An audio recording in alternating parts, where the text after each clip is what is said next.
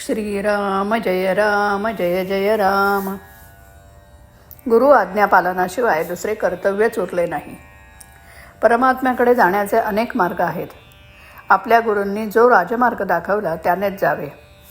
मध्येच दुसरा मार्ग घेतला तर पल्ला कधीच गाठायचा नाही. एका वैद्याचे औषध सोडून दुसऱ्याचे घेतले तर पहिल्या वैद्याची जबाबदारी संपली. तरीही मी माझ्या माणसाला सोडत नाही ही गोष्ट निराळी. ज्या दिवशी मी तुम्हाला अनुग्रह देऊन आपला म्हटले त्या दिवशी सर्व प्रापंचिक आणि पारमार्थिक जबाबदारी गुरुवर सोपवून तुम्ही मोकळे झाला. गुरु आज्ञा पालनाशिवाय तुम्हाला दुसरे कर्तव्यच उरले नाही. पण तुम्हाला असे वाटते कुठे? विषय हे आमटीत घातले काय किंवा भाजीत घातले काय, दोन्ही त्याज्यच. त्याप्रमाणे अभिमान व्यवहारात असला काय किंवा पारमार्थिक साधनात असला काय, दोन्हीही त्याज्यच. मी कोण हे आधी जाणले पाहिजे. परमात्मा कोण ते मग आपोआपच कळते. दोघांचेही स्वरूप एकच आहे, म्हणजे दोघेही एकच आहेत. परमात्मा निर्गुण आहे आणि तो जाणण्यासाठी आपणही निर्गुण असायला पाहिजे. म्हणून आपण देहबुद्धी सोडली पाहिजे. कोणतीही गोष्ट आपण जाणतो म्हणजे आपल्याला त्या वस्तूशी तदाकार व्हावे लागते. त्याखेरीज जाणणेच होत नाही. म्हणून परमात्म्याला जाणण्यासाठी आपणही नको का परमात्मा रूप व्हायला? यालाच साधू होऊन साधूंना ओळखणे किंवा शिवो भूत्वा शिवं यजेत असे म्हणतात. आता कोणत्याही वस्तूचा आकार आपल्याला प्राप्त होण्यासाठी आपल्याजवळ तत्सदृश असे संस्कार पाहिजेत. ते संस्कार त्या वस्तूच्या आघाताने प्रत्याघात रूपाने उद्धृत होतात. नंतर त्या वस्तूचे ज्ञान होते. म्हणून परमात्मा स्वरूपाला विरोधी असे सर्व संस्कार घालवून आपण आपले अंतःकरण पोषक संस्कारांनी युक्त केले पाहिजे. जर आपण साधन करून निष्पाप होऊ शकलो तर आपल्याला जगात पाप दिसणेच शक्य नाही. देवाच्या गुणाने आणि रूपाने त्याचे गुण आणि रूप मिळेल, पण त्याच्या नामाने तो जसा असेल तसा सर्वच्या सर्व मिळतो. म्हणून नाम हे साधन श्रेष्ठ आहे.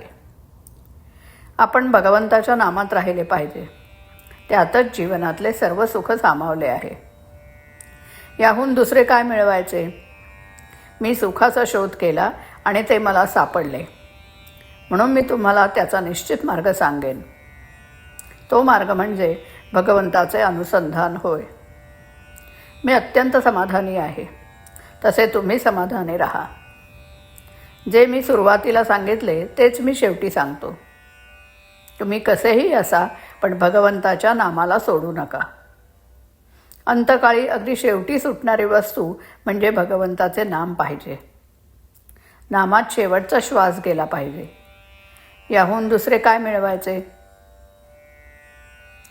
आपल्याकडून होईल तेवढे नाम घ्यावे, न होईल त्याचा राम कैवारी आहे. श्रीराम.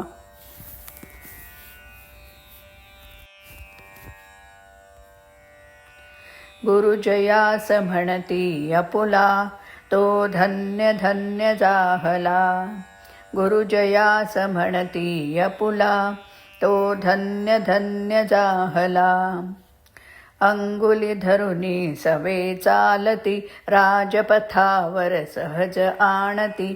अंगुली धरुनी सवे चालती, राजपथावर सहज आणती. मार्ग जये आक्रमिला, तो धन्य धन्य जाहला.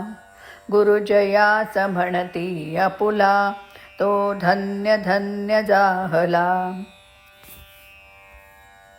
कोण मी असे चिंतन घडले, मी परमात्मा ध्यानी आले.